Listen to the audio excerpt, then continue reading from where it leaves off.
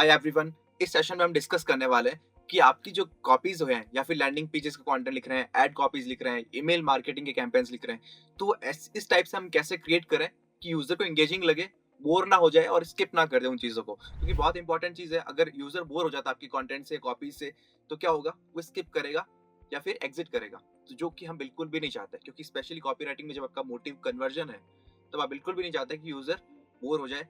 उसको इंगेज करना है एंड पर्सुएट करना है कॉल टू एक्शन की तरफ। तो उसके लिए कुछ टिप्स है इंपॉर्टेंट कि उनको फॉलो करके हम अपना जैसे बोरिंग सा कंटेंट या बोरिंग सा टॉपिक भी आपके पास है, बोरिंग सा आपका कोई कॉन्सेप्ट है, फॉर एग्जांपल अकाउंटिंग सॉफ्टवेयर के बारे में भी लिख रहे हो, जहाँ पे सब कुछ इस टाइप की चीजें हैं कि यूजर बोर हो जाए, उस टाइम भी उसको कैसे एक्साइटिंग इंगेजिंग हम बना सकते हैं। अगर आप अपना career content writing, copy writing, SEO या डिजिटल मार्केटिंग में बनाना चाहते हैं, तो सिंपली दिए हुए नंबर पर कॉल करना है आपको और अपनी फ्री डेमो क्लास बुक करनी है। तो उसके लिए कुछ टिप्स है।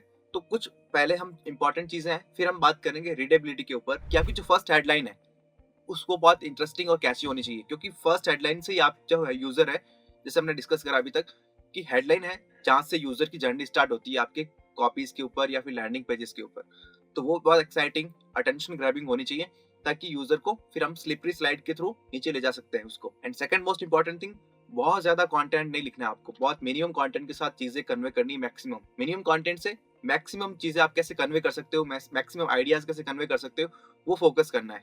ठीक है, क्योंकि क्या होगा कि बहुत सारा जब टेक्स्ट होता है ना, तो यूजर को पढ़ने में बिल्कुल इंटरेस्ट नहीं होता, तो उल्टा आपका कंटेंट बोरिंग सा साउंड करने लग जाता है। थर्ड टिप है कि एक्टिव वॉइस ज्यादा यूज करना है। इंग्लिश ग्रामर में एक्टिव वॉइस और पैसिव वॉइस दो चीजें होती है। एक्टिव वॉइस जब आप यूज करते हैं ज्यादा, तो क्या होता है कि आपकी जो मेन चीज है, जिस चीज को आप फोकस में लाना चाहते हैं, हाईलाइट करना चाहते हैं, वो फ्रंट सीट पे ड्राइव करती है। और जब पैसिव वॉइस यूज करते हैं ना, तो क्या होता है कि फ्रंट सीट वाला पर्सन बैक सीट पे चला जाता है और जो आपको हाईलाइट चीजें करनी थी, वो बैक सीट पे चली गई। तो आप फोकस में यूजर को जब लेके आने की कोशिश करते हैं, वो कर चीजें पैसिव वॉइस में नहीं हो पाती अच्छी तरीके से।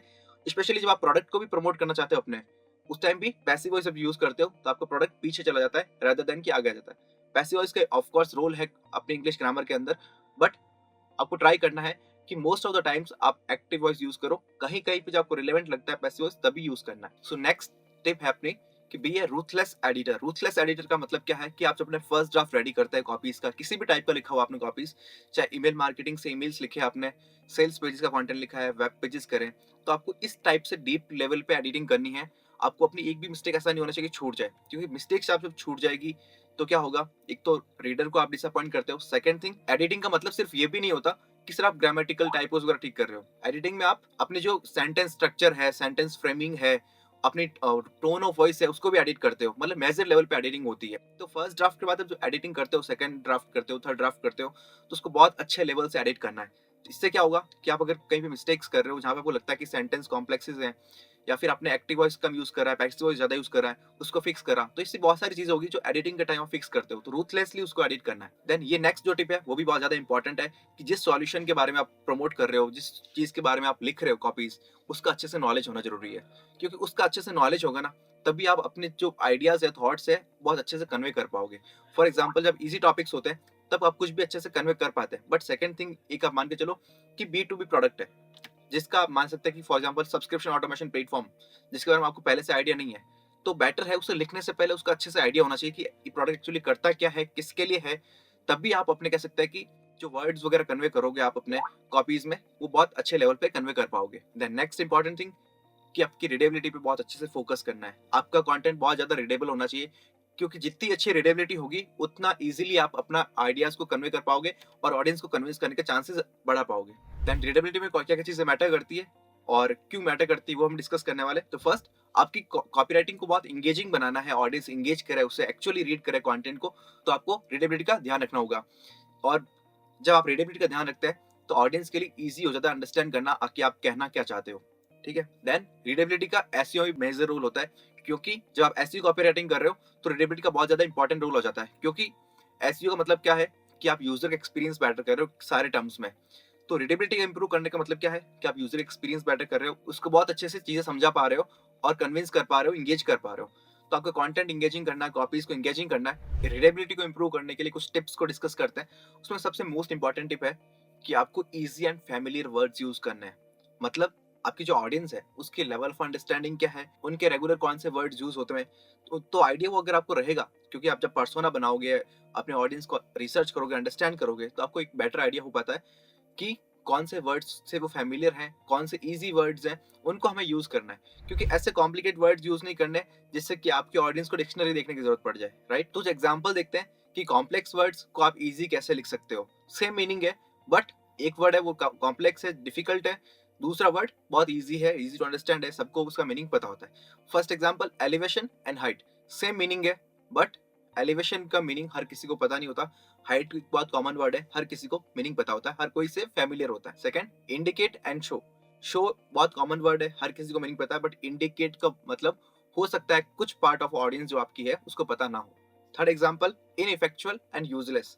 तो इनइफेक्चुअल जो वर्ड है कॉम्प्लेक्स वर्ड है, और जो यूजलेस है बहुत कॉमन वर्ड है, इजी टू अंडरस्टैंड वर्ड है, हर किसी को मीनिंग पता होता है। इनिशिएट एंड बिगिन, इनिशिएट थोड़ा कॉम्प्लेक्स वर्ड है, हर किसी को मीनिंग नहीं पता हो सकता, बट बिगिन, स्टार्ट ये कॉमन वर्ड्स हैं, इजी वर्ड्स हैं। डेमोन्स्ट्रेट, शो, ठीक है। तो ये आप देख रहे हैं कि कुछ एग्जांपल देखें कि कौन से कॉम्प्लेक्स वर्ड है, उस कॉम्प्लेक्स वर्ड को आप रिप्लेस जब एडिटिंग का टाइम आपका आता है, जैसे बोला था मैंने रूथलेस एडिटिंग करनी है, तो उस टाइम अगर एडिटिंग में अगर ये ध्यान रखोगे आप कि कौन सा वर्ड कॉम्प्लेक्स है, उसकी जगह कौन सा एक फैमिलियर वर्ड यूज किया जा सकता है, तो हम कह सकते हैं अपनी कंटेंट को, अपनी राइटिंग को इंगेजिंग बना सकते हैं। एंड सेकंड टिप है कि आपको सेंटेंसेस और पैराग्राफ है शॉर्ट रखने हैं।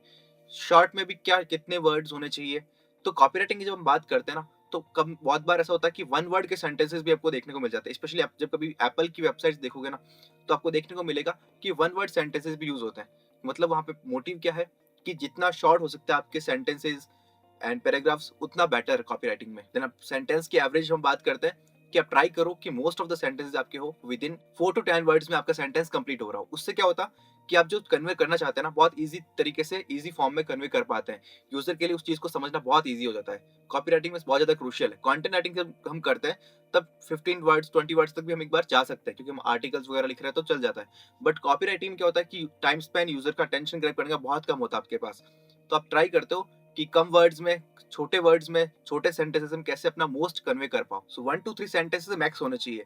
मतलब एक पैराग्राफ अगर आपने लिखा है तो या तो एक सेंटेंस का हो, या 2 सेंटेंस का हो, या मैक्सिमम 3 सेंटेंस का हो। जितना छोटा रख सकते हो सेंटेंस पैराग्राफ को, उतना अच्छा है। जैसे मैंने बताया कि इवन वन वर्ड के सेंटेंसेस भी यूज करते हैं लोग। देन थर्ड टिप अपनी कि अपने कंटेंट को अच्छे से ब्रेक करना है, स्ट्रक्चर करना है, ऑर्गेनाइज बहुत अच्छे से होना चाहिए, जिससे कि रीडेबिलिटी बहुत ज्यादा इंप्रूव हो जाती है। जो आप चीजें दिखाना चाहते हो एक्चुअली यूजर को आप दिखा पाते हो, बहुत प्रेजेंटेबल अपना अपना कॉपीज हो जाती है। तो उसके लिए कैसे क्या क्या कर सकते हैं? फर्स्ट थिंग, जहां भी नेसेसरी हो वहां पे बुलेट पॉइंट्स का यूज करो, नंबर्ड लिस्ट होती है उनका यूज करो।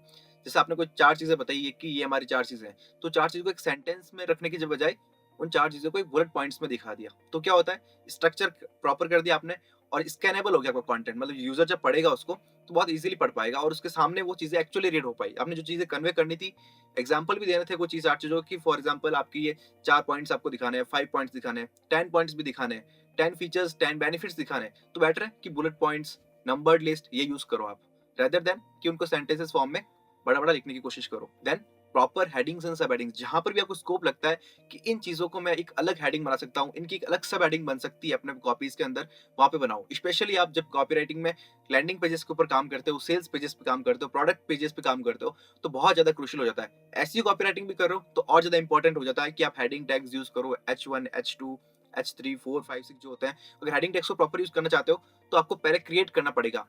क्रिएट करोगे हेडिंग, सब हेडिंग्स, कोई स्ट्रक्चर है उसके अंदर, आपको लगता है स्कोप है कि इस दो जो अपने 3 पैराग्राफ बन रहे हैं उसके अंदर एक सब हेडिंग बन सकती है, तो वो बना दो। तो इससे क्या होगा कि अगर यूजर है वो हेडलाइन के बाद आपकी हेडिंग्स को सिर्फ रीड कर रहा है, तो भी आपने अपने बहुत ज्यादा चीजें कन्वे कर दी। देन बात करते हैं कि कुछ विजुअल एलिमेंट्स आपको यूज करने हैं अपने पेजेस पे।